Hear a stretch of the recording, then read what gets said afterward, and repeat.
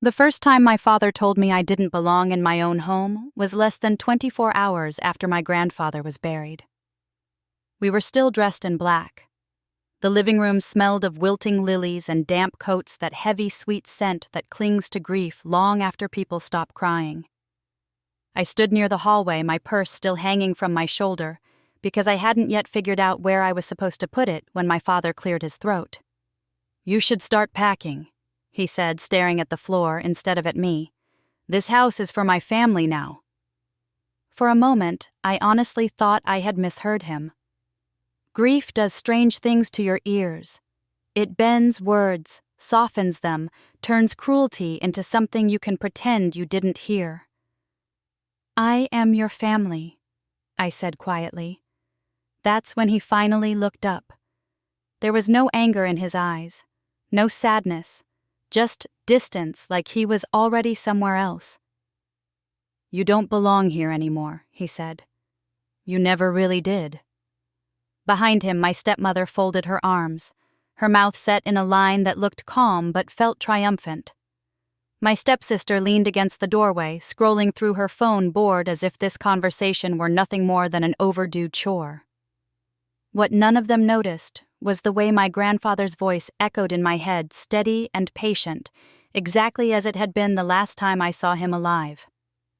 "Not yet. Let them show you who they are first. I'm 26 years old, and I lost my mother when I was 9. My memories of her are soft around the edges now. Her laugh, the way she brushed my hair before bed, the smell of her perfume when she hugged me too tightly. After she died, my father and I were all each other had. Or at least, that's what I believed back then. This house was where I grew up. It was where my mother taught me how to bake cookies, and where my grandfather sat at the kitchen table every Sunday morning reading the paper and asking me about school, as if my answers genuinely mattered. It was the place I thought would always be mine, not because my name was on a piece of paper, but because my life had unfolded inside these walls. That illusion started cracking the day my father remarried. My stepmother moved in with boxes and opinions. Suddenly, rooms had purposes I wasn't consulted about. The spare bedroom became her office. The dining room became too formal for my grandfather's Sunday visits. I stayed in my small childhood room, the one that never quite got updated because no one suggested I might need more space. My stepsister followed soon after, younger, louder, confident, in a way only children who are wanted tend to be. Family photos on the mantel shifted. First, my mother's picture moved from the center to the side. Then it disappeared altogether. New photos appeared instead, smiling faces in matching outfits taken without me. My father told me not to take it personally. "You're an adult now," he said whenever I brought it up. Things change. What he never said was that change had a direction and I wasn't in it. Through all of this, my grandfather remained my anchor. He never raised his voice. He never argued with my father. He didn't need to. He would simply ask me quiet questions when no one else was around. "Do you feel secure here?" he asked, once his eyes sharp behind his glasses. Of course, I said automatically, because that was the answer I wanted to be true. He nodded, but his expression didn't change. "If something changed tomorrow," he said gently, "would you know how to stand on your own?" At the time, I thought he was worrying about my career, my finances, my future in the abstract way older people often do. I didn't understand that he was talking about something much closer, something already forming beneath the surface. When he got sick, everything revolved around schedules and doctors and whispered conversations that stopped when I entered the room. My stepmother took charge. My father deferred to her. I sat beside my grandfather's bed and held his hand the way he used to hold mine when I was small. "You're stronger than you think," he told me one afternoon, his voice barely above a whisper. "Just remember, silence doesn't mean surrender." Those were the last words he ever said to me. The funeral was quiet, respectful. People said all the right things about what a good man he'd been, how wise, how generous. My father cried. My stepmother accepted condolences like a dignitary. I stood off to the side, numb, feeling like the only person in the room who had just lost something irreplaceable. I thought foolishly that grief might soften them, that losing the man who had been the backbone of this family would remind my father of what mattered. Instead, it did the opposite. The conversation happened that same evening while the coffee was still warm and the sympathy cards were stacked neatly on the counter.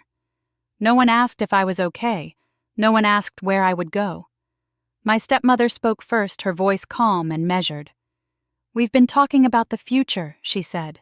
"About space. About what makes sense for everyone."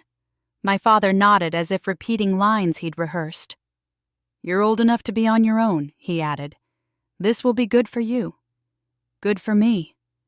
The words rang hollow. "So that's it?" I asked. "After everything you're just done?" He sighed, already tired of the conversation. "I'm not choosing sides," he said.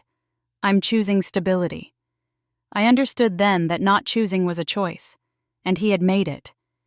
I didn't beg. I didn't cry. I didn't give them the satisfaction of watching me fall apart in front of them.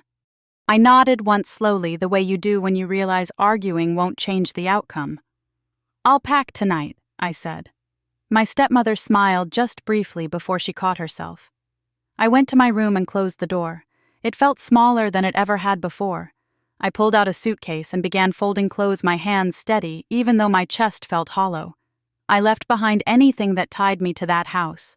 Furniture, decorations, proof that I had ever belonged there. As I packed, my fingers brushed against an old object at the bottom of my drawer, something my grandfather had given me months earlier without explanation. I paused, holding it in my hand, feeling its unexpected weight. For the first time that day, my throat tightened. They thought this was the end of the story, that pushing me out would erase me, reduce me to a footnote they no longer had to deal with.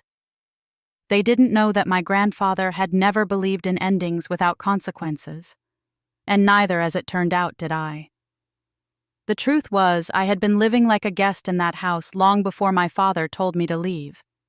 Even as a child, my presence had always felt conditional, like I was allowed to exist there as long as I didn't take up too much space. My bedroom was the smallest one in the house, tucked at the end of the hallway. It stayed exactly the same for years. The same pale walls, the same narrow closet.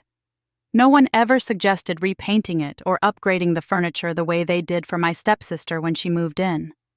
Mine was treated like a temporary stop, even though I had never gone anywhere. When my stepmother arrived, the house slowly divided itself into invisible territories. She didn't announce changes. She simply made them. The spare bedroom became her office. The living room furniture shifted inch by inch until the chair my grandfather used to sit in disappeared entirely. The kitchen cabinets were reorganized, and suddenly I had to ask where things were kept. I learned quickly not to question it. My father told me I was imagining things. "You're sensitive," he said whenever I hesitated in a doorway, unsure whether I was welcome. "This is still your home." But homes don't make you feel like you're intruding. The favoritism didn't show up in dramatic gestures. It lived in small moments, the kind that are easy to dismiss if you don't want to see them. My stepsister's birthday parties were planned weeks in advance. My own were acknowledged with last-minute dinners and distracted smiles.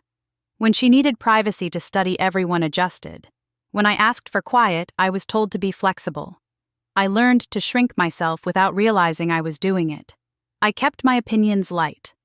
I offered help before anyone could ask. I tried to be useful because usefulness felt like a kind of safety. My father wasn't openly cruel. That was the hardest part. He didn't yell or insult me. He simply withdrew little by little until there was more distance between us than words. When conflicts arose, he avoided them. When my stepmother complained, he nodded. When I expressed discomfort, he asked me to be patient. "I just want peace," he said often, as if peace were something you could achieve by ignoring the person being hurt. My stepmother never raised her voice with me. She didn't have to. Her power came from calm statements delivered with a polite smile. "You're young," she'd say. "You should be building your own life." Or, "We're all adjusting. You understand that, right?" Each sentence placed responsibility back onto me, as if my discomfort were a personal failing. My stepsister learned quickly how things worked. She didn't need to be unkind. She simply acted as though she belonged more than I did. She left her things everywhere, claimed shared spaces without asking, and spoke confidently about plans that never included me. Watching her was like watching a replacement being installed piece by piece. The family photos changed too. I noticed it one afternoon while dusting the mantel. Pictures of my mother were gone. In their place were newer frames, brighter smiles. My father and stepmother. My stepsister in a graduation gown. I stood there longer than I meant to, holding a photo that no longer had a place to go. It was my grandfather who noticed me standing there. "They move things around when they're uncomfortable," he said quietly, coming up beside me. "It doesn't mean you were ever wrong to be here." He always saw me when others didn't. My grandfather had a way of making me feel solid, like my thoughts carried weight. At family dinners, he asked my opinion and waited for the answer. When my stepmother interrupted, he gently steered the conversation back. When my father grew distant, my grandfather stayed present, a steady counterbalance to the silence spreading through the house. He never criticized my father directly. He didn't need to. Instead, he focused on me. "Never confuse being quiet with being powerless," he told me once, handing me a cup of tea as we sat at the kitchen table. "People who underestimate you often do the most revealing work for you." At the time, I smiled and nodded, thinking he was just being reassuring. I didn't understand that he was teaching me how to survive something he could already see coming. There were moments when he asked questions that made me uncomfortable in their precision. "If you had to leave tomorrow," he asked, "once would you be able to?" I laughed it off, telling him he worried too much. But his eyes stayed serious. "I'm not worried," he said. "I'm observant." The house, I realized later, had never offered me permanence. No one talked to me about long-term plans. No one discussed the future as if I were part of it. I stayed because I hoped not, because I was invited. Hope can be a powerful thing, but it can also blind you to what's already clear. By the time my grandfather fell ill, the lines were firmly drawn. My stepmother took control of decisions. My father followed her lead. I hovered on the edges, helping where I could, staying out of the way where I wasn't wanted. I thought that losing him might bring us together, that grief might remind my father of what family meant beyond convenience. Instead, it exposed how fragile my place had always been. Looking back, the house wasn't a sanctuary. It was a test, one I didn't realize I was taking every single day. When my father finally told me to leave, it didn't come out of nowhere. It landed with the heavy certainty of something that had been decided long ago. The words hurt, but what hurt more was the recognition. This wasn't rejection. It was confirmation. I had never truly belonged there in their eyes. As I packed my things, moving through rooms that no longer felt like mine, I thought of my grandfather's steady presence and the way he used to sit at the table reading the paper, grounding the house simply by being there. Without him, the illusion of safety collapsed entirely. The house had shown me exactly what it was, and for the first time, I stopped pretending otherwise. Grief didn't bring us closer after the funeral. It created distance sharp and unmistakable. The house fell into an unnatural quiet, the kind that feels staged rather than peaceful. Conversations stopped when I entered a room. Doors closed more often. My stepmother began making phone calls in low voices, always stepping outside or retreating into what used to be the guest room. My father moved through the house like a man already detached, present in body, but absent in every other way. No one asked how I was sleeping. No one mentioned my grandfather, unless it was to discuss logistics. His absence was treated like a problem to be managed, not a loss to be mourned. 2 days after the funeral, my father asked me to sit down with them in the dining room. He said it was time to talk about the future. The words sounded reasonable enough, almost comforting. I wanted to believe that meant we were finally going to talk honestly. My stepmother sat at the head of the table, hands folded neatly in front of her. My stepsister leaned back in her chair, arms crossed, watching me with a look that was more curious than concerned. My father took the seat beside my stepmother, close enough that their shoulders almost touched. "We need to be practical." My stepmother began, her voice calm and even. Things have changed. Your grandfather's passing has forced us to think about what makes sense going forward. She said my name the way people do when they're about to deliver bad news, but don't want to sound cruel. My father nodded along, eyes fixed on the table. We've been talking about space, she continued, and independence. You're an adult now. It might be time for you to start your own chapter. I waited for my father to say something, to soften it, to ask me how I felt. He didn't. What does that mean? I asked, though a tightness had already formed in my chest. It means my father said carefully that this house isn't really set up for all of us anymore. We think it would be best if you found your own place. Best for who? The question stayed unspoken.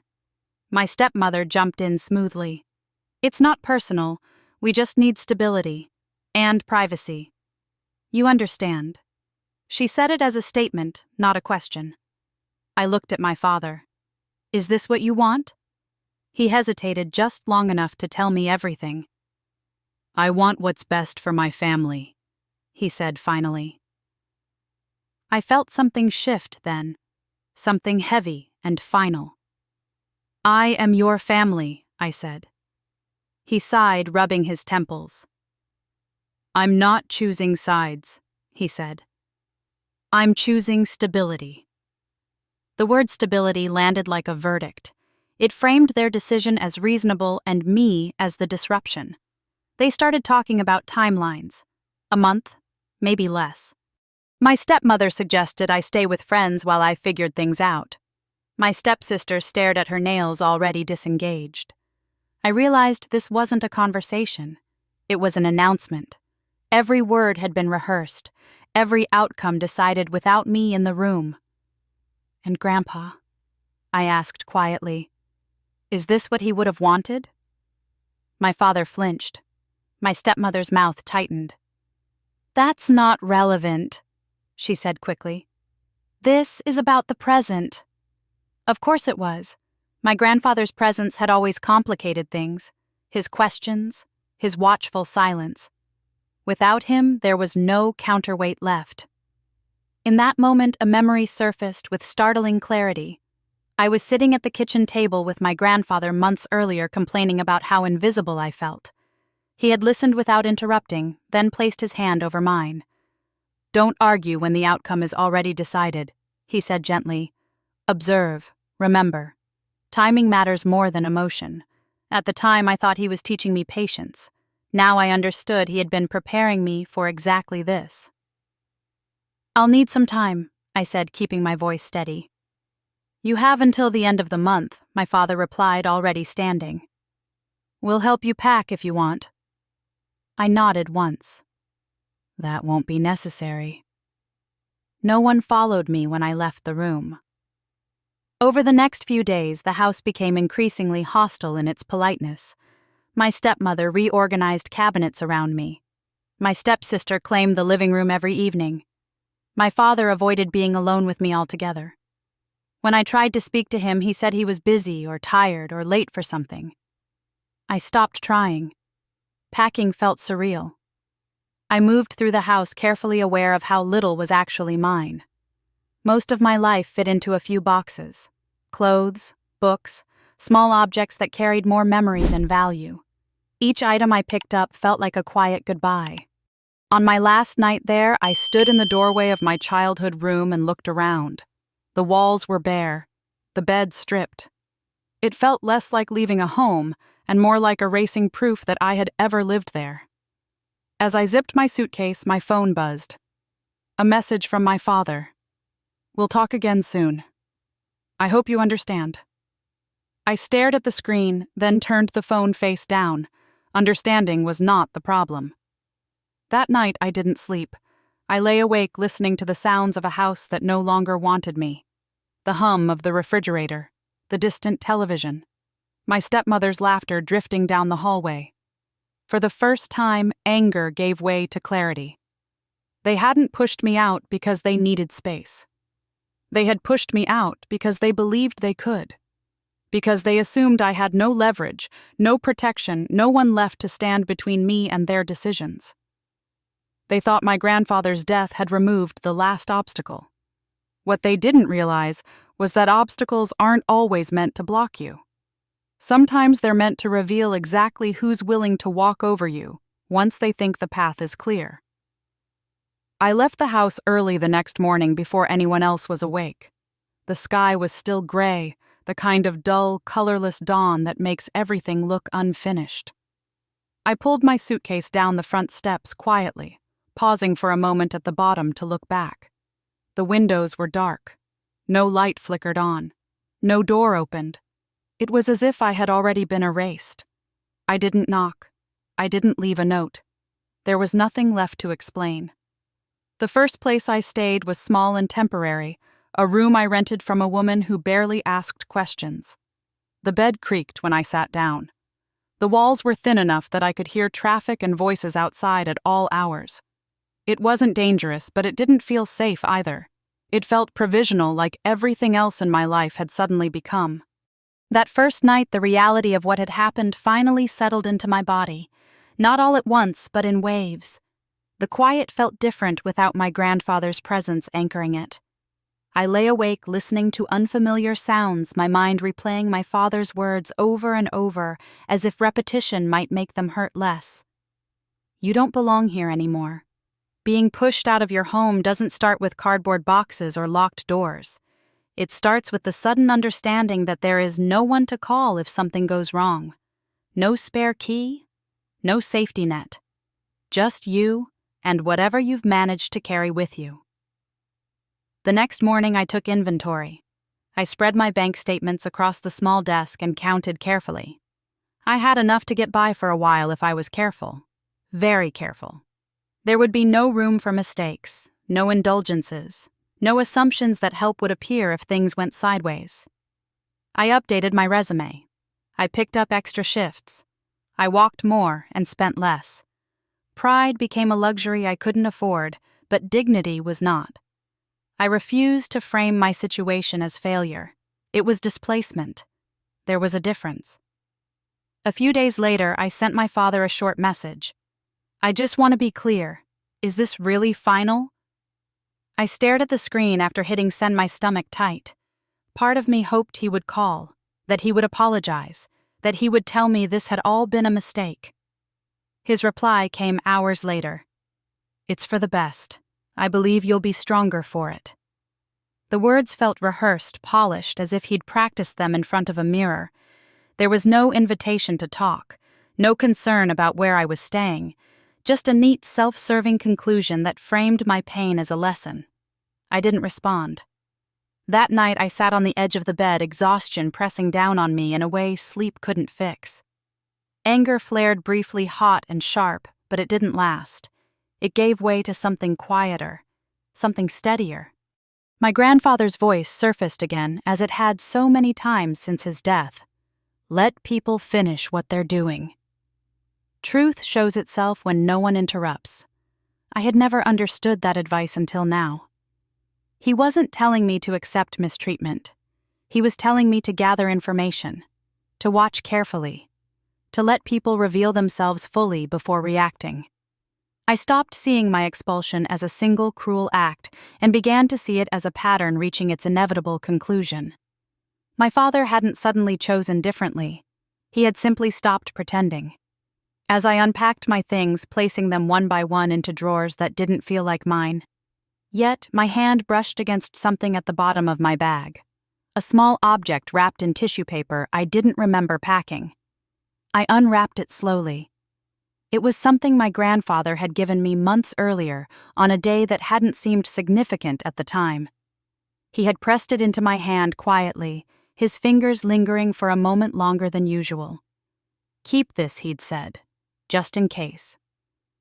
I had assumed it was sentimental, a keepsake, something to remember him by. I'd tucked it away without thinking much more about it. Now, sitting alone in that unfamiliar room, it felt heavier than it should have, not physically, but in intention. My grandfather had never been careless with words or gestures. He didn't give things just because. For the first time since leaving the house, fear crept in.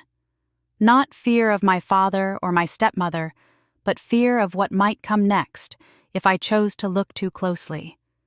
Digging into the past had consequences. Silence had kept things simple, even if it hadn't kept them fair. I thought about calling someone, a friend, a relative, anyone. But the urge passed. This was something I needed to face on my own. I set the object on the desk and stared at it for a long time, my thoughts circling. My grandfather had asked me if I would be okay if something changed. He had warned me not to confuse silence with weakness. He had told me timing mattered more than emotion. Maybe this was what he meant. I didn't open it. Not yet. Instead, I made myself a cup of tea and sat by the window watching the city settle into night. Lights flickered on in buildings across the street. People moved through their routines, unaware that my life had just cracked open and rearranged itself. I felt small. But I didn't feel broken. Being forced out had stripped away my illusions, but it had also stripped away my hesitation. I no longer had to pretend things were fine. I no longer had to shrink myself to fit into someone else's version of stability. Whatever my grandfather had left me, whether it was guidance or something more tangible, he had trusted me to find it when I was ready. And for the first time since I walked out of that house, I realized something important. I had hit bottom without losing myself. Everything that came next would be built carefully and deliberately from that truth. Grief has a way of waiting until everything else goes quiet before it shows up. Once the panic of survival settled into routine, once the days began to look the same again, the weight of my grandfather's absence pressed down harder than it had at the funeral. I would be walking home from work or washing a mug in the sink, and suddenly I would feel it sharp and unexpected, like a bruise touched too soon. There was no one left who asked how I really was. No one left who watched me closely enough to notice when I wasn't fine. One evening I pulled the small box of belongings closer to me and decided to sort through what little was truly mine. Not the practical things, the personal ones, letters, photographs, keepsakes I'd carried with me from place to place without ever really unpacking. Most of it was ordinary, old birthday cards, a faded photograph of my mother holding me on a beach I barely remembered. A note my grandfather had written years ago reminding me to call him when I got home safely. I smiled at that one, then folded it carefully and set it aside. Then my hand touched the object again. I picked it up slowly, turning it over in my palm. It was small, unassuming, the kind of thing you could easily mistake for a sentimental trinket. I had done exactly that when my grandfather gave it to me. I hadn't questioned it. I hadn't needed to. Now, though, something felt different. There was a marking I hadn't noticed before. Subtle, almost hidden. A number etched faintly where you wouldn't think to look unless you were searching. My heart began to beat faster, not with excitement, but with a cautious kind of awareness. This wasn't decorative. I closed my eyes and a memory surfaced, clear and insistent. My grandfather standing in the kitchen, the afternoon light slanting across the table. He had pressed the object into my hand, quietly glancing toward the hallway to make sure we were alone. "Don't lose it," he'd said, "and don't ask questions yet." I remembered laughing, telling him he was being dramatic. He hadn't smiled back. At the time, I thought he was just being protective in his own old-fashioned way. Now the words landed differently. "Don't ask questions yet" implied that one day I would need to. I sat there for a long time, weighing my options. Curiosity is not always harmless. Digging into things people have deliberately hidden can stir up trouble you're not ready to face. For a moment, I considered putting the object back into the box and closing the lid on the past. But my grandfather hadn't been the kind of man who left things unfinished. He planned carefully, thought ahead. He trusted timing more than impulse. If he wanted me to find this only after I had been pushed out, then maybe that wasn't a coincidence. I opened my laptop and typed in the number, my fingers hesitating before I hit search. The result wasn't clear. No obvious explanation, just fragments. references that didn't quite connect. Enough to confirm that the number meant something, but not enough to tell me what. My stomach tightened. I tried a different approach. I made a phone call the next morning, choosing my words carefully, keeping my tone neutral. I didn't give details I wasn't asked for. I simply inquired. There was a pause on the other end of the line, just long enough to be noticeable. "I'm sorry," the voice said politely. "I can't discuss that without proper authorization." Authorization. I thanked them and hung up my hands, suddenly cold. That single sentence told me more than any answer could have. Whatever this was, it wasn't imaginary. It wasn't sentimental. It was structured, documented, protected. I leaned back in my chair and stared at the ceiling, my thoughts racing. My grandfather had been meticulous. He didn't leave loose ends. If this required authorization, then it had been intentionally placed beyond casual access, which meant he had expected resistance. The realization hit slowly then, all at once. My grandfather had known my family better than I had wanted to admit.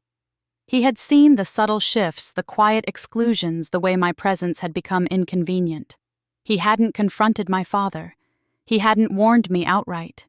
He had prepared instead.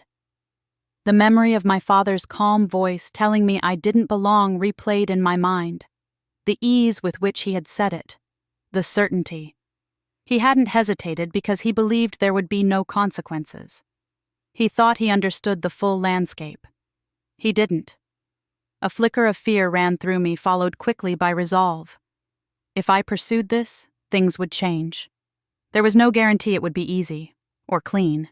But ignoring it felt like a betrayal of the one person who had never looked away when things got uncomfortable.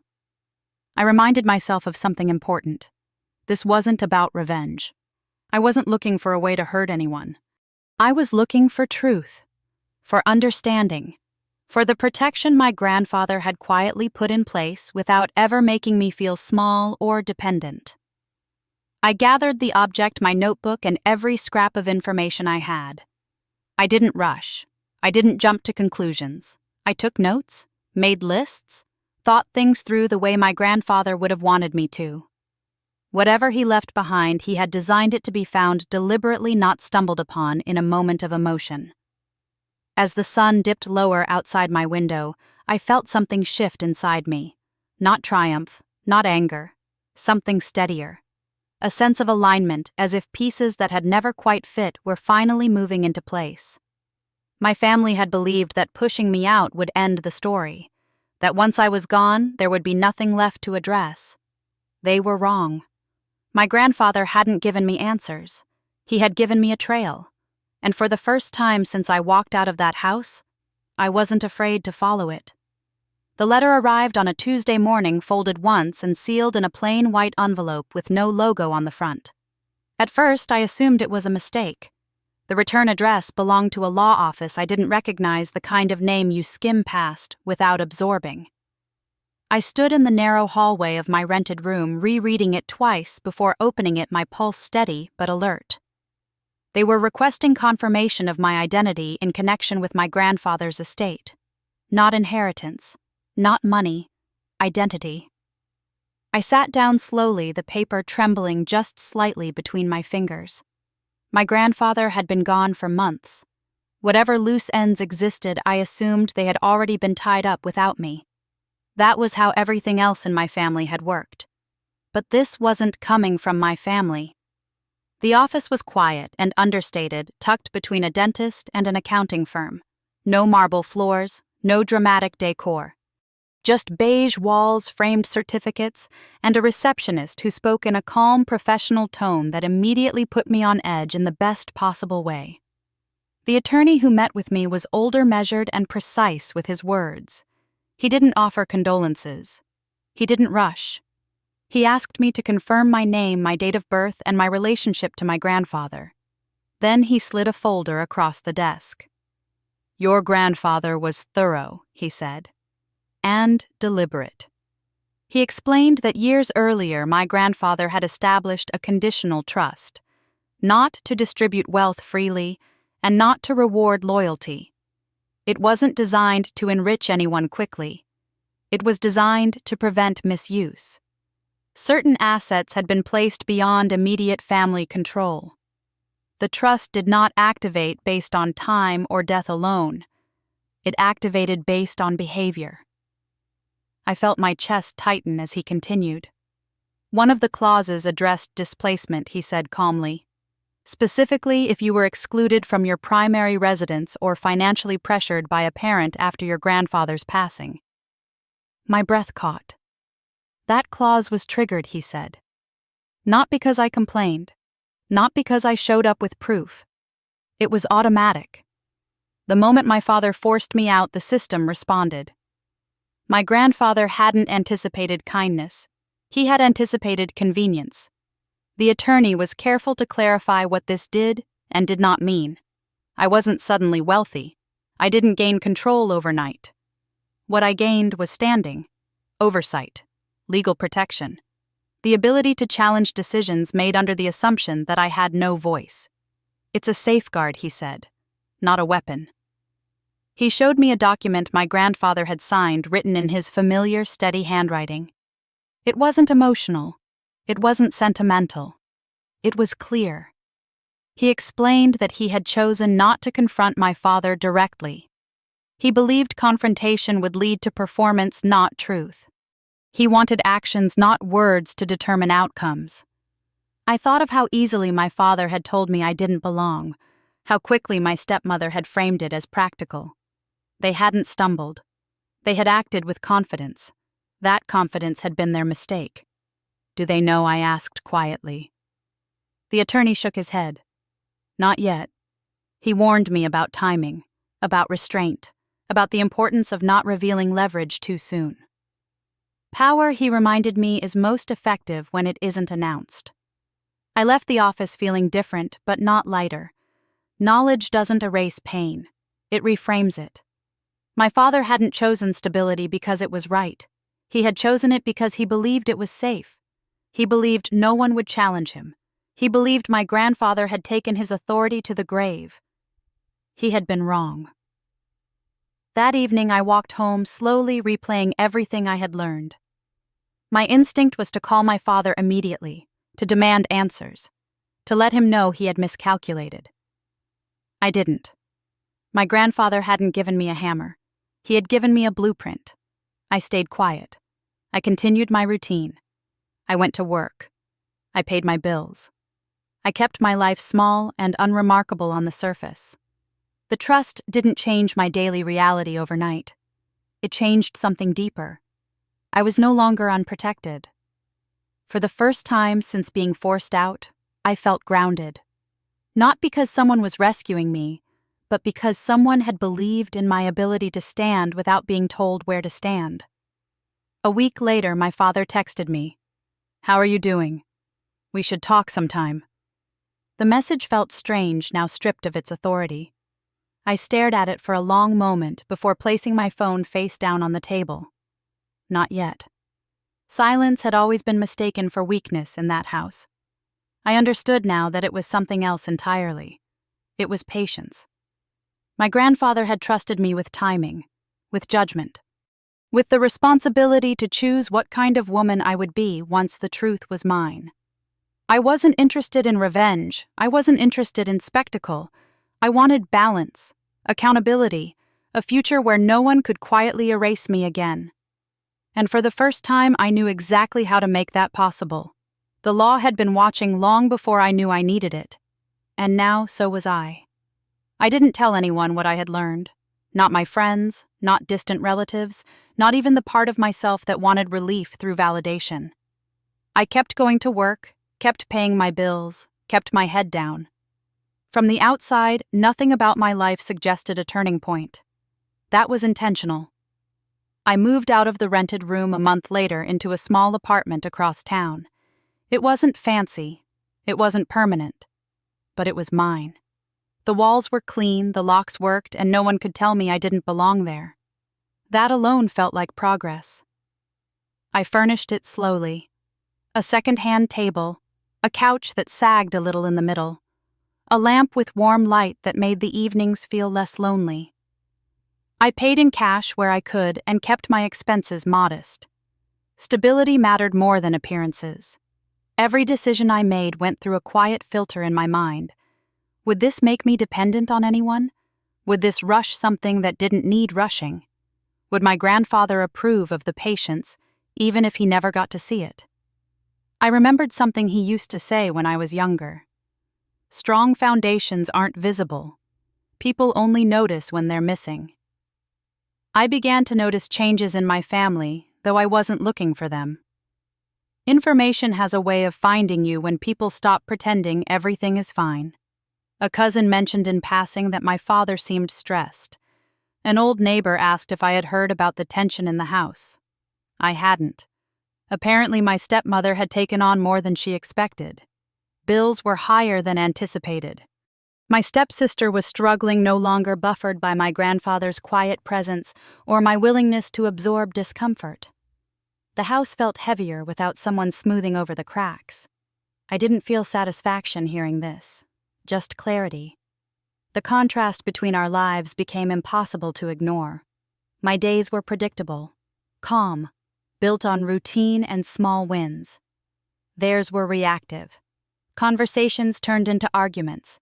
Decisions were rushed. The stability my father claimed to protect had started to fracture the moment he pushed me out. There were moments when I felt tempted to reach out, to say something, to reclaim emotional ground that had been taken from me so casually. But each time I stopped myself. Power used for reassurance is still power wasted. Instead, I met with the attorney again, not to escalate, but to understand. We reviewed documents carefully. We talked through possibilities. He reminded me that my grandfather had designed the trust to respond to actions, not emotions. This isn't about winning, he said. It's about preventing harm from repeating. That mattered to me. I took notes, asked questions, learned how to protect myself without becoming someone I didn't recognize. I didn't want to control anyone's life. I wanted to make sure no one could control mine again. At night, I sometimes replayed the moment my father told me to leave, the way he avoided my eyes, the way he framed it as necessary. I no longer felt the sharp sting of betrayal. Time had dulled it into something more manageable. Understanding didn't excuse his choice, but it explained it. People who avoid conflict often cause the deepest damage. Weeks passed, then months. I heard nothing directly from my father. No apologies, no explanations, just silence. The same silence he had used for years to avoid difficult truths. I suspected it wouldn't last. People who feel secure don't reach back. People who sense control slipping always do. One afternoon, as I was folding laundry in my quiet apartment, my phone buzzed. My father's name appeared on the screen. I let it ring. The second call came an hour later. Then a message. We should talk. I've been thinking a lot. I stared at the screen, feeling nothing like the panic I would have felt months earlier. There was no urgency in me now, no hunger for answers, just awareness. They were reaching out because something had shifted. They didn't know what it was yet, but they could feel it. I didn't respond. That evening I sat by the window with a cup of tea, watching the city lights come on one by one. I thought about how much had changed without any dramatic gesture. I hadn't confronted anyone. I hadn't raised my voice. I hadn't demanded recognition. I had simply stepped out of the role they assigned me. My grandfather had once told me that patience unsettles people who rely on dominance. It removes the reaction they expect. It forces them to sit with uncertainty. That uncertainty was working now. I wasn't hiding. I was preparing. For the first time in my life, I felt ahead of events instead of chasing them. I wasn't waiting to be invited back into a space that never truly welcomed me. I was building something separate, something solid, something no one could take away with a single sentence. Whatever came next would come on my terms. They thought my silence meant I had moved on quietly. They didn't understand that silence was where I had finally found my footing. The message came late on a Sunday afternoon, slipping into my phone like it belonged there. I was standing in my small kitchen rinsing a mug when I saw my father's name light up the screen. For a moment, I simply stared at it. Not because I was afraid, but because I had known this was coming. People don't reach out when everything is going well. They reach out when something they rely on starts to wobble. "Can we talk?" he wrote. "Just for a few minutes. I think it's time we clear the air." The wording was careful. No apology, no acknowledgement of what had happened, just a soft invitation wrapped in the language of reason. It was the same tone he had used my whole life whenever he wanted something difficult to go away. I dried my hands slowly and sat down reading it again. Clear the air. As if the problem were a misunderstanding, not a decision he had made with full awareness. A few minutes later, another message appeared, this one from my stepmother. "I know things have been tense, but we're still family. It would mean a lot to your father to hear from you." Still family. The phrase landed like a test, not an offering. It assumed closeness without accountability, obligation without repair. I didn't reply right away. I set the phone face down and let the silence stretch. That too was deliberate. When I finally picked it up again, I replayed the past months in my head, the way they had packed me out of that house with calm certainty, the way my father had framed it as a lesson for my own good, the way no one had checked to see if I landed safely. Whatever this was, it wasn't remorse. I called my father back an hour later, keeping my voice neutral. "Hi," he said quickly, relief leaking through before he could stop it. "I'm glad you answered." "I'm listening," I said. "Not, I missed you. Not, how have you been? Just the truth." He hesitated, then sighed. "Things have been complicated," he began. "After everything that happened, I've been doing a lot of thinking." I waited. "You know," he continued, "maybe we all said things we didn't mean. It was a stressful time. We were dealing with a lot. There it was. Stress, timing, circumstances, everything except responsibility." "You asked me to leave," I said calmly. "That wasn't stress. That was a decision." Another pause. Longer this time. "We thought it was best," he said finally. "For everyone." "For you," I corrected. "Not for me." He didn't argue. Instead, his voice softened. "I just don't want this to keep coming between us." I almost smiled. He wanted the discomfort to stop. Not the behavior, not the imbalance, just the tension. "I'm doing fine," I said. "What is it you want to talk about?"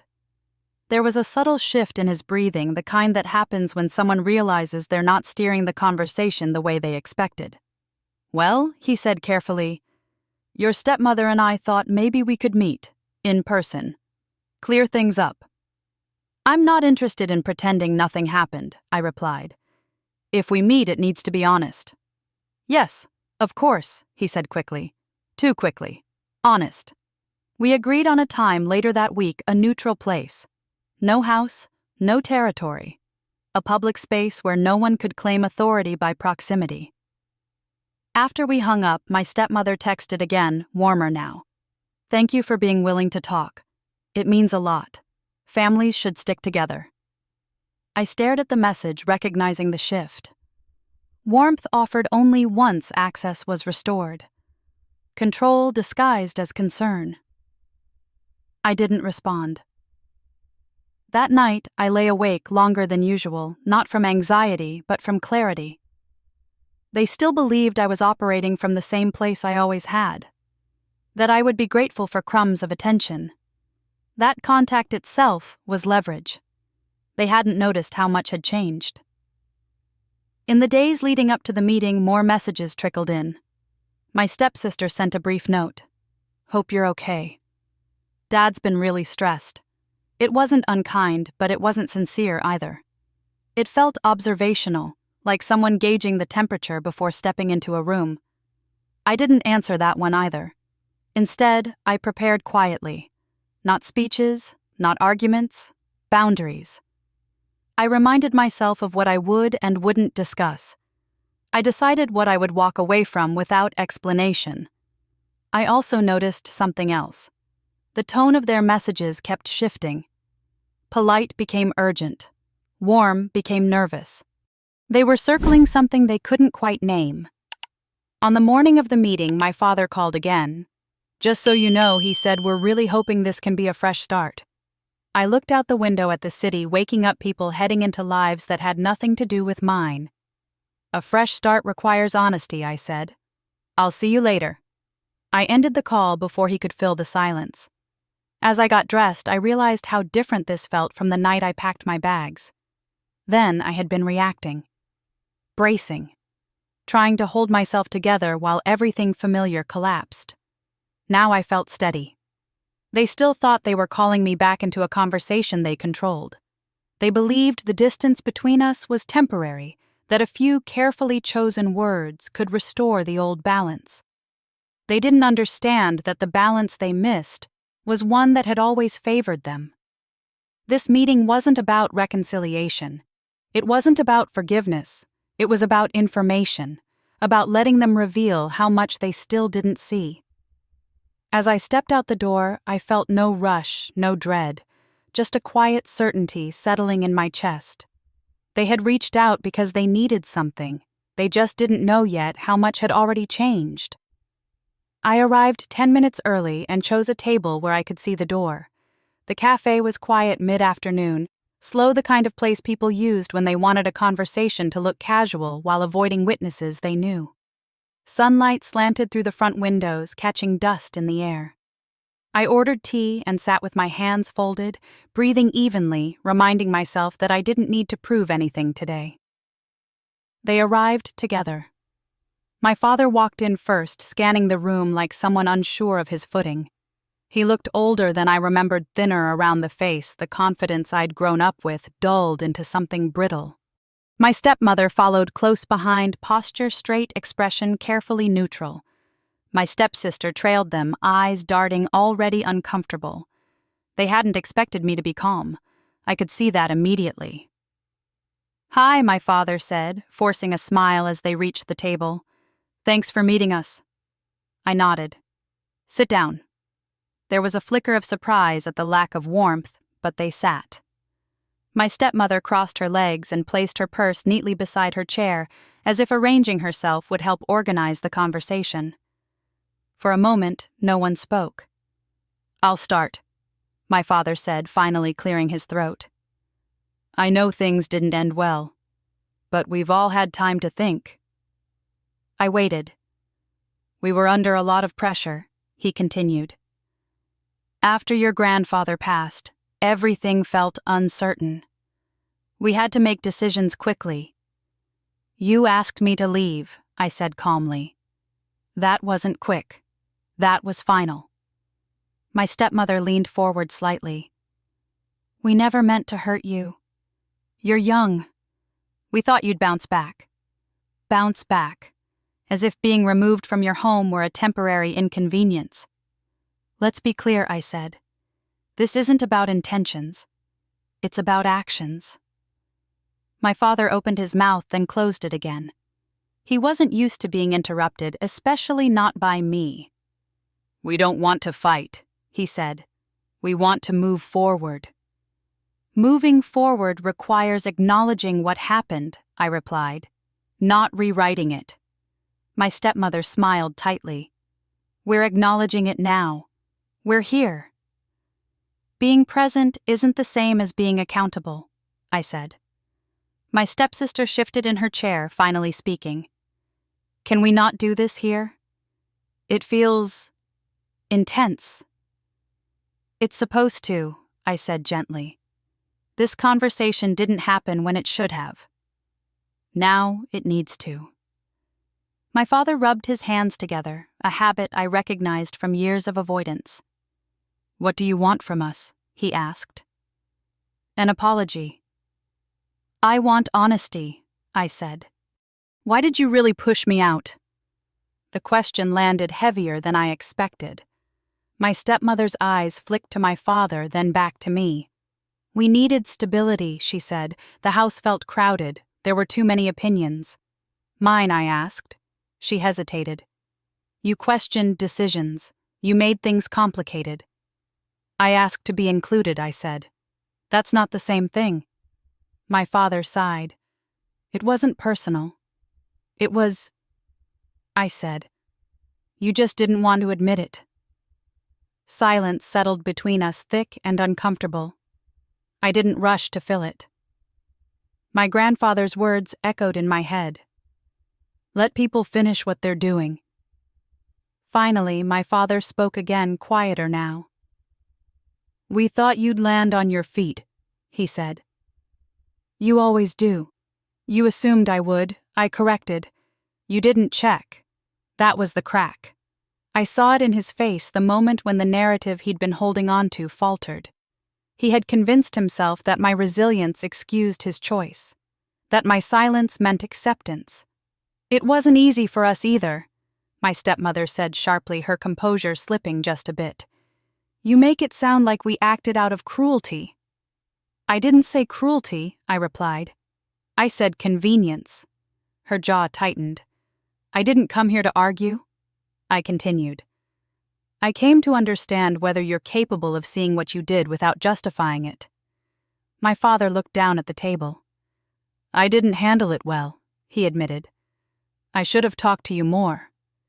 It was the closest thing to an apology I'd ever heard from him, and I prompted. And I should have protected you better, he said. The words seemed to cost him something. My stepmother inhaled sharply. We're a family, she said. We don't need to dissect every mistake. We do, I said, meeting her gaze. Because this wasn't a mistake. It was a pattern. She opened her mouth to respond, then stopped herself. For the first time, she looked unsure. I leaned back slightly, my voice steady. I want you to understand something. I'm not here to ask for anything. I'm not here to move back. And I'm not here to pretend things can go back to the way they were. My father looked up. Then why are we here? Because you reached out, I said. And I needed to see why. He frowned. What do you mean I let a small pause stretch? Not dramatic, just long enough. I'm not powerless, I said simply.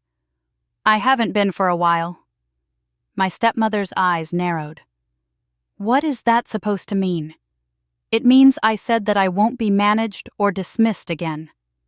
And any relationship we have going forward will be on different terms. My father swallowed. Are you threatening us? No, I replied. I'm informing you. There it was. The shift. The moment they realized they were missing information. That the version of me they had pushed aside no longer fit the role they remembered. My stepmother straightened. You're being dramatic. I'm being precise, I said. I stood, signaling the end of the meeting. This conversation wasn't about fixing the past. It was about understanding the future. My father looked up at me, something like fear flickering across his face. We should talk again, he said. Soon. Maybe I replied. When you're ready to be honest without an audience. I left my tea untouched on the table and walked out into the sunlight without looking back. As the door closed behind me, I felt something settle into place. Not victory, not satisfaction. Control. For the first time they were reacting to me, and they had no idea why. The consequences didn't arrive with shouting or slammed doors. They arrived quietly in envelopes and phone calls and language that left no room for interpretation. 2 days after the cafe meeting, my attorney called and asked if I had a few minutes to come in. His tone was neutral, professional, but there was an edge of finality to it that made my stomach tighten. They've been notified, he said once I sat down. Formally. I didn't ask who. I already knew. The trust documents had been released according to the conditions my grandfather had set years earlier. Not publicly, not dramatically, just enough to put facts where assumptions had been. My father and stepmother received official notice outlining the change in authority, the loss of decision-making power they believed they had, and the reason it had occurred. No accusations, no commentary, just structure. The attorney slid copies across the desk, and as I read, the picture sharpened. My grandfather had anticipated exactly this scenario. He hadn't left things vague or emotional. He had written in plain language, the kind that holds up under scrutiny. Any attempt to displace me from my primary residence, any effort to exclude me financially or coerce independence under threat of removal, any action taken without my consent that materially altered my security. Each clause sat there unemotional and precise. My father had triggered every one. This doesn't take anything away from them immediately, the attorney explained, but it removes their control. It restores balance. Balance. That word mattered. I left the office and walked for a long time, letting the city move around me. Cars passed, people hurried by, absorbed in their own lives. Nothing about the day looked different, but something fundamental had shifted beneath the surface. That evening, my phone rang. It was my father. I watched it vibrate on the table until it stopped, then rang again. On the third attempt, I answered. "What's going on?" he asked without greeting. The confidence he'd once carried was gone, replaced by something raw and unsettled. "We received some paperwork." "About your grandfather?" "Yes," I said. "You knew about this." His voice wavered between anger and disbelief. "I learned about it after you asked me to leave," I replied. "Not before." There was a pause, heavy and unsteady. "Why didn't you say anything?" I leaned back in my chair. "Because it wasn't my job to stop you from showing who you were." He exhaled sharply. "This feels calculated." "It was," I said calmly. "By Grandpa. Not by me." Another silence. This one longer. "I didn't know he'd done this," my father said finally. "He never said anything. He didn't need to," I replied. He watched. The line went quiet except for my father's breathing. When he spoke again, his voice was lower. "You could have warned us." "I didn't need to," I said. "The conditions were clear. You chose not to ask." That was the truth he hadn't prepared for. He had assumed authority where there was none. He had assumed my grandfather's silence meant permission. It hadn't. My stepmother tried next. Her call came later that night, her voice tight and controlled. "This is excessive," she said. "We were trying to run a household, not start a war." "No one started a war," I replied. "You made a decision." The system responded. "You're punishing us," she snapped. "I'm not punishing anyone," I said evenly. "I'm enforcing boundaries that were already in place." She scoffed. "You always did think you were more important than you are." I felt no surge of anger, just clarity. "You're confusing importance with protection," I said. "They're not the same thing." She hung up without another word. The next few days unfolded like a slow unraveling. My father requested meetings through his lawyer. My stepmother pushed back threatened challenges that went nowhere once the documents were reviewed. My stepsister sent a brief message asking if we could talk. I didn't respond yet.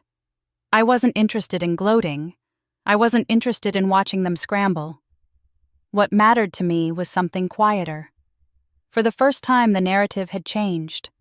They were no longer acting as if my absence was a convenience. They were confronting the reality that my removal had consequences beyond discomfort. Not because I demanded it, but because someone they had underestimated had planned for exactly this outcome. I thought of my grandfather's steady hands, the way he used to tap the newspaper when he wanted to emphasize a point. He hadn't tried to control my father. He hadn't tried to fix him. He had simply refused to leave me unprotected.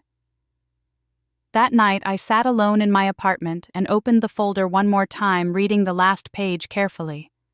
My grandfather's words were there, not poetic, not sentimental. "This trust exists to ensure dignity, not advantage. Accountability, not revenge. Silence does not mean consent. I closed the folder and felt a weight lift from my chest. Not because I had won, but because the ground beneath me was finally solid. My father called again a few days later, this time quieter. "I didn't think you'd ever stand up to us like this," he said. "I didn't stand up to you," I replied. I stepped away and let the truth do the rest. He didn't argue. The house I had been forced to leave was no longer a symbol of loss. It was proof. Proof that power built on assumption collapses the moment it's questioned. They had thought the story ended when I walked out with the suitcase. They were wrong. That was only the moment the balance began to return. Power didn't feel the way I thought it would. There was no rush, no surge of triumph, no moment where everything suddenly made sense. What I felt instead was a quiet stillness, like standing in a room after a storm has passed and realizing nothing else is about to break. A week after the legal notices went out, my father asked to meet again. This time the message was different, short, careful, stripped of authority. "I'd like to talk. Just us. If you're willing." I agreed, but only after setting clear conditions. Neutral location, limited time, no rewriting the past, no emotional bargaining. I wasn't going back into conversations where the goal was to make me doubt my own experience. We met in a small conference room at my attorney's office, not because I needed protection, but because the setting mattered. It reminded everyone that this wasn't a family argument anymore. It was a reckoning. My father arrived alone. He looked smaller than I remembered, not physically but in posture. His shoulders were rounded, his hands restless. For the first time in my life, he didn't sit like a man who assumed he was in charge. "I didn't sleep much," he said as he sat down. I nodded. "Neither did I when you asked me to leave." He winced. The silence stretched, and this time I let it. "I didn't think it would come to this," he said finally. "That's the problem," I replied. "You didn't think." He swallowed. "I thought I was doing what was necessary. Keeping the peace." "At whose expense?" I asked. He looked down at the table. "Yours." The admission hung between us, fragile but real. "I want you to understand something," I said. "This was never about money. It was about being treated like I mattered." He nodded slowly. "I see that now." "Do you?" I asked. "Because seeing it means accepting that you chose comfort over responsibility, that you let someone else decide what happened to me." He didn't argue. "I was weak," he said quietly. "I didn't want conflict. And I convinced myself that if you were strong enough, it wouldn't hurt you." "That wasn't strength," I said. "That was avoidance." He closed his eyes for a moment, as if the words had landed somewhere deeper than he expected. "I can't change what I did," he said. "But I don't want to lose you completely." I considered him carefully. This wasn't the father I had spent years trying to please. This was a man finally facing the consequences of his choices. "Losing me happened when you decided I didn't belong," I said. "What we're talking about now is whether there's anything new to build." He looked up. "Is there?" "There could be," I said. "But not the way things were." I laid out the terms, slowly, deliberately giving him time to absorb each one. No more decisions about my life without my involvement. No financial dependence in either direction. No pretending conflict doesn't exist to make yourself comfortable. And no access to me if respect disappears again. He nodded once. "That's fair." "It's necessary," I corrected. He hesitated, then asked the question I had been waiting for. "What about your stepmother?" My voice stayed calm. "She doesn't get the benefit of ambiguity anymore. If she wants any relationship with me, it will be civil, limited, and honest. Manipulation ends things immediately." He didn't defend her. That told me everything. "I'm not asking you to choose sides," I added, "but I am asking you to choose accountability." He exhaled slowly. "I don't know how to do that yet."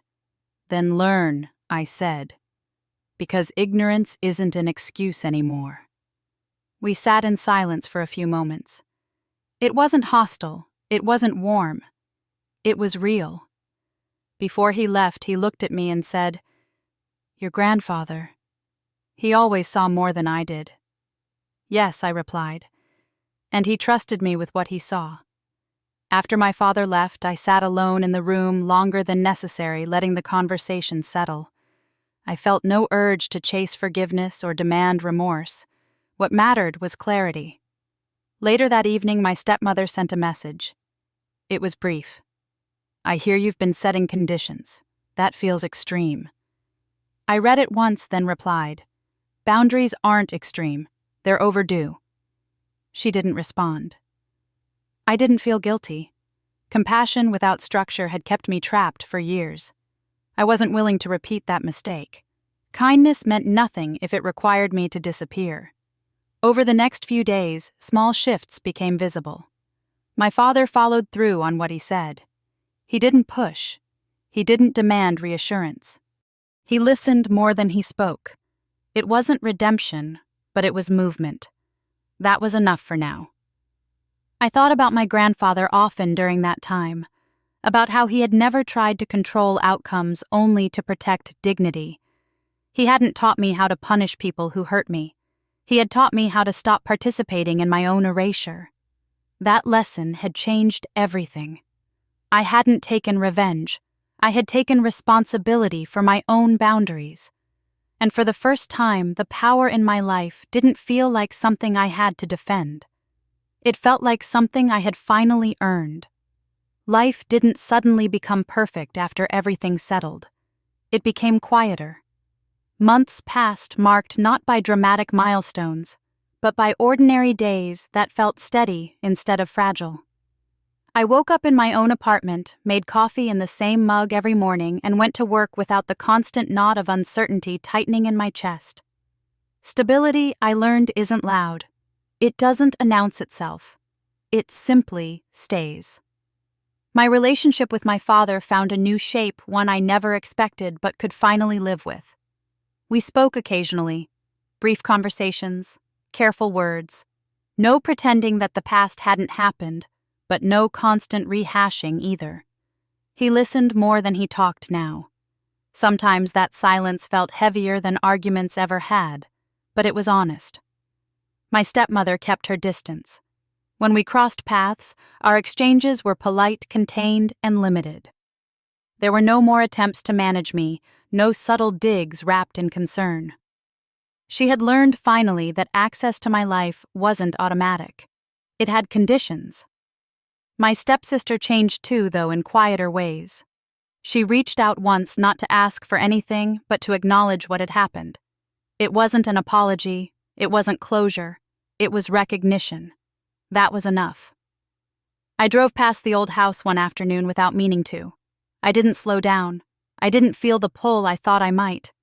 It was just a building now, no longer the symbol of safety I had once clung to, or the site of betrayal it later became. A house, I realized, is only a home when belonging isn't conditional. What stayed with me most was my grandfather's presence, not as memory alone, but as guidance that continued to shape my choices. He hadn't left me a dramatic rescue. He hadn't stepped in to fight my battles for me. He had trusted me with something far more valuable: structure. He had believed that dignity needed protection, not performance, that silence could be strategic, that the truth given enough room would always surface. For a long time, I thought strength meant endurance, staying, absorbing discomfort so others could feel at ease. I thought love was proven by how much I could tolerate without complaint. I know better now. Strength is knowing when to step away. Love is not measured by sacrifice that erases you. Family isn't defined by blood alone, but by respect, accountability, and the willingness to face uncomfortable truths. I didn't come out of this hardened. I came out clearer. I no longer chase approval. I no longer shrink to preserve harmony. I understand that boundaries don't destroy relationships. They reveal which ones were real to begin with. My grandfather once told me that legacy isn't about what you leave behind. It's about what you teach people to stand on when you're gone. He didn't teach me revenge. He taught me self-respect. If you're listening to this and parts of it feel familiar, maybe you've been pushed aside by people who should have protected you. Maybe you were told to be patient, to be understanding, to keep the peace while quietly losing yourself in the process. I want you to know something. Wanting dignity does not make you selfish. Setting boundaries does not make you cruel. And choosing yourself does not mean you failed at love. Sometimes the bravest thing you can do is stop explaining your worth to people who benefit from not seeing it. I'm grateful for what this journey taught me, even for the pain that forced me to learn it. I didn't get my old family back. That version no longer exists. What I gained instead was something steadier. Peace. If this story resonated with you, I'd love to hear your thoughts. Have you ever had to draw a line with someone you loved? Where do you believe the balance lies between compassion and self-protection? Share your experience in the comments. Your story might help someone else feel less alone. And if you want to hear more stories like this about resilience, justice, and finding your footing after betrayal, stay with the channel. Subscribe and be part of a community where these stories are told with honesty and respect. Sometimes healing begins with a single moment of clarity. Sometimes it begins with realizing you were never powerless at all. I'll see you in the next story.